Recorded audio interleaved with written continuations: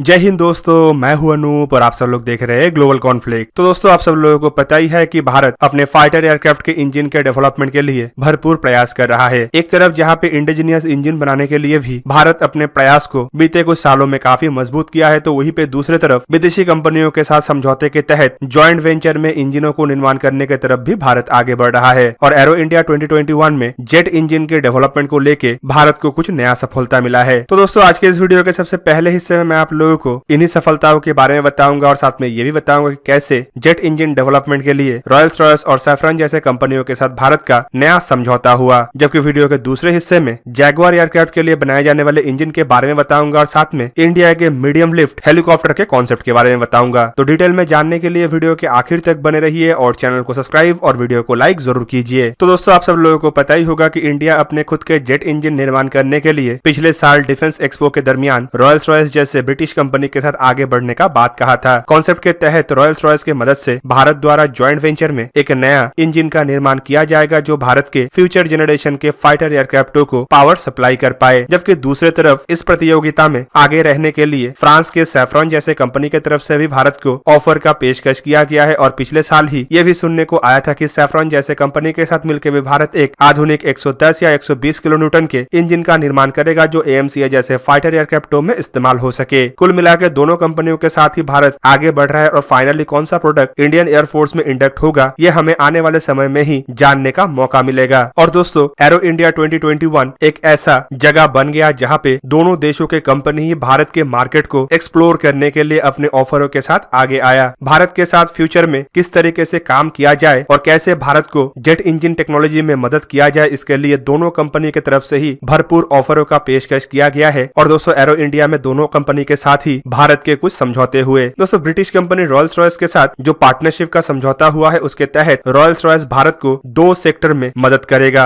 जिनमें पहला है सप्लाई चेन, जिसमें डिफेंस और सिविल दोनों ही एरोस्पेस के मदद शामिल है। जबकि दूसरा है ऑथोराइज्ड मेंटेनेंस सेंटर। इस सेंटर में रॉयल्स रॉयस की तरफ से बनाया हुआ MK871 एरो इंजनों के मेंटेनेंस किया जाएगा। दोस्तों, रॉयल्स रॉयस की तरफ से बयान में यह भी कहा गया है कि भारत और कंपनी के रिश्ता करीबन 60 साल पुराना है और इस रिश्ते को फ्यूचर में भी मजबूत किया जाएगा। आपके जानकारी के लिए बता दूं कि रॉयल्स रॉयस कंपनी भारत के जिस कंपनी के साथ पार्टनरशिप कर रहा है वो असल में हिंदुस्तान एरोनॉटिक्स लिमिटेड है। मतलब अब आने वाले समय में हिंदुस्तान एरोनॉटिक्स लिमिटेड द्वारा रॉयल्स रॉयस के इंजनों के मेंटेनेंस को अपने देश में ही किया जाएगा। और दोस्तों, ये जो MK871 जेट इंजन है ये असल में जैगुआर जैसे एयरक्राफ्टों में इस्तेमाल होता है। जैगुआर को लेके भी एक खुशखबरी है, इसे मैं वीडियो में आगे बताऊंगा। जबकि अब चलिए जानते हैं सैफरन के साथ भारत का क्या समझौता हुआ। तो दोस्तों, हिंदुस्तान एरोनॉटिक्स लिमिटेड और फ्रेंच कंपनी सैफरन के बीच में हाल ही में एक मेमोरेंडम ऑफ अंडरस्टैंडिंग के ऊपर हस्ताक्षर हुआ है, जिसके तहत सैफरन द्वारा हिंदुस्तान एरोनॉटिक्स लिमिटेड को कावेरी इंजन के हाई थ्रस्ट वर्जन बनाने में मदद किया जाएगा। हिंदुस्तान एरोनॉटिक्स लिमिटेड के प्रेस रिलीज में हाल ही में जानकारी ये भी दिया गया है कि दोनों कंपनियों के बीच में जो MOU हुआ है ये एक बहुत बड़े स्तर का डेवलपमेंट कार्य के लिए है, जिसमें सैफरन कंपनी की तरफ से M88 इंजन मतलब जो राफेल में इस्तेमाल होने वाला इंजन है उसे मैन्युफैक्चर भारत में करने के लिए और MRO मतलब मेंटेनेंस, रिपेयर और ओवरहॉल के लिए की मैन्युफैक्चरिंग टेक्नोलॉजी ट्रांसफर किया जाएगा। और साथ में हाई थ्रस्ट इंजन के डेवलपमेंट और प्रोडक्शन में भी हिंदुस्तान एरोनॉटिक्स लिमिटेड को मदद किया जाएगा। दोस्तों, आपके जानकारी के लिए बता दूं कि हिंदुस्तान एरोनॉटिक्स लिमिटेड के arrow engine research and design centre के द्वारा HTFE25 नामक एक 25 किलो न्यूटन थ्रस्ट वाला इंजन के डेवलपमेंट के ऊपर भी काम किया जा रहा है जो मीडियम थ्रस्ट क्लास के एयरक्राफ्टों को पावर सप्लाई कर पाए। जबकि दूसरी तरफ सैफरन और हिंदुस्तान एरोनॉटिक्स लिमिटेड बीते कई सालों से हेलीकॉप्टर के इंजनों के ऊपर भी एक साथ मिलकर काम कर रहा है। दोनों कंपनी के कोऑपरेशन में बनाया हुआ हेलीकॉप्टर इंजनों का इस्तेमाल चीता, Chetak, light utility helicopter, light combat helicopter और एडवांस लाइट हेलीकॉप्टर जैसे इंडियन हेलीकॉप्टरों में किया जाता है। सैफरन और हिंदुस्तान एरोनॉटिक्स लिमिटेड द्वारा ऑलरेडी सक्सेसफुली शक्ति इंजन का को डेवलपमेंट किया जा चुका है, जिसे इंडिया के एडवांस लाइट हेलीकॉप्टर और लाइट कॉम्बैट हेलीकॉप्टर में इस्तेमाल किया जा रहा है। और दोस्तों, बेंगलुरु में स्थित हिंदुस्तान एरोनॉटिक्स लिमिटेड के इंजन डिवीजन द्वारा ऐसे करीबन 450 इंजनों का निर्माण भी किया जा चुका है। दोस्तों, जैगुआर एयरक्राफ्टों के इंजन को लेकर जो अपडेट है उसमें हमें पता चल रहा है कि फ्राइडे के दिन एरो इंडिया 2021 के एयर शो के दरमियान हिंदुस्तान एरोनॉटिक्स लिमिटेड को जैगुआर एयरक्राफ्टों में इस्तेमाल होने वाले इंजन और फ्लाइट डिस्प्ले यूनिट को लेके एक प्रोविजनल सर्टिफिकेट भी मिल चुका है। तो दोस्तों, ये जो engine and flight display unit है ये असल में हिंदुस्तान एरोनॉटिक्स लिमिटेड के mission and combat system R&D centre के द्वारा डेवलप किया गया है। दोस्तों, ये एक ऐसा ऐसा सिस्टम है जो उड़ान के दरमियान एयरक्राफ्ट 2 में इंजन और उड़ान रिलेटेड डेटा को डिस्प्ले करता है। एयरक्राफ्ट 2 में जो प्राइमरी फ्लाइट डिस्प्ले होता है वो अगर फेल हो जाता है तो उस सिचुएशन में इस तरीके का engine and flight display unit aircraft को सेफली बेस तक पहुंचाने के लिए जरूरी डेटा जैसे कि engine, fuel, hydraulic, navigation data जैसे महत्वपूर्ण जानकारी को डिस्प्ले करता है और ये टोटली फैसिलिटेटेड होता है 4 इंच बाय 5 इंच के एक LCD डिस्प्ले में। दोस्तों इस तरीके का सर्टिफिकेशन के बाद अब हिंदुस्तान एरोनॉटिक्स लिमिटेड द्वारा जैगुआर एयरक्राफ्ट के अपग्रेडेशन में महत्वपूर्ण भूमिका निभाया जा सकेगा और इंडोजिनाइजेशन के साथ साथ इंडोजिनियस इक्विपमेंटों को भी इसके अपग्रेडेशन में इस्तेमाल करना और बढ़ जाएगा। दोस्तों अब चलिए बात करते हैं कि हिंदुस्तान एरोनॉटिक्स लिमिटेड द्वारा अपने मीडियम लिफ्ट हेलीकॉप्टर के ऊपर क्या कॉन्सेप्ट को इस साल दुनिया के सामने लाया गया। तो आप सब लोगों को पता ही होगा कि Mi-17 हेलीकॉप्टरों को रिप्लेस करने के लिए हिंदुस्तान एरोनॉटिक्स लिमिटेड द्वारा एक मीडियम लिफ्ट हेलीकॉप्टर के कॉन्सेप्ट के ऊपर काम किया जा रहा है और एरो इंडिया के शो के दरमियान दुनिया के सामने इस कॉन्सेप्ट के कई सारे तथ्यों का भी खुलासा किया गया। Light combat helicopter, advance light helicopter और लाइट यूटिलिटी हेलीकॉप्टर जैसे आधुनिक हेलीकॉप्टरों के सक्सेसफुल डेवलपमेंट के बाद अब इंडिया 13 टन कैटेगरी के ये मीडियम लिफ्ट हेलीकॉप्टर के डेवलपमेंट की तरफ आगे बढ़ेगा। दोस्तों आपके जानकारी के लिए बता दूं कि ये असल में एक ट्विन इंजन हेलीकॉप्टर होगा जिसे multi role multi mission medium lift helicopter भी कहा जा रहा है। इसका एक नाम इंडियन मल्टी रोल हेलीकॉप्टर भी रखा गया है। इन हेलीकॉप्टरों को लेके कहा जाता है कि इसका इस्तेमाल एयर असॉल्ट को सपोर्ट करने के लिए air transport, VIP transport, combat logistic, troop transport, combat search and rescue और कैजुअलिटी एवेक्यूएशन जैसे ऑपरेशनों में किया जा सकेगा। एक तरफ जहाँ पे इनका रोल लगभग Mi-17 हेलीकॉप्टरों के जैसा है तो वहीं पे कहा यह भी जा रहा है कि Mi-17 से ये करीबन 25% अधिक बेहतर हेलीकॉप्टर होगा। हेलीकॉप्टरों में कई सारे फ्यूचरिस्टिक टेक्नोलॉजी और इक्विपमेंटों का इस्तेमाल का बात भी कहा गया है जिनमें smart cockpit, composite modular airframe, automatic flight control system, state of the art mission system, advance avionics system जैसे इक्विपमेंट तो रहेगा ही, साथ में ये हेलीकॉप्टर 6.5 किलोमीटर के ऑल्टीट्यूड तक आसानी से उड़ान भर पाएगा। मतलब इसका इस्तेमाल हम हमारे बॉर्डर में स्थित हर एक ऑल्टीट्यूड और हाई ऑल्टीट्यूड एरिया में कर पाएंगे। हेलीकॉप्टर 3 घंटा लगातार उड़ान भर सकेगा और 4000 किलोग्राम के पेलोड के साथ ये हेलीकॉप्टर 260 किलोमीटर पर आवर की स्पीड से ट्रैवल भी कर सकेगा। इवन हेलीकॉप्टरों को ऐसे करके डिजाइन किया जाएगा कि ट्रूप ट्रांसपोर्ट के समय ये आसानी से 24 से 36 ट्रूप्स को एक जगह से दूसरा जगह एक ही बार में ले जा पाए। और इन एयरक्राफ्टों को इंडक्ट करने का जो प्लान है उसमें सबसे पहले शामिल है Mi-17 का रिप्लेसमेंट। आप सबके जानकारी के लिए बता दूं कि इंडियन एयरफोर्स के पास 240 से अधिक 3 अलग अलग वेरिएंट के Mi-17 हेलीकॉप्टर है जिसका रिप्लेसमेंट 2028 से शुरू होगा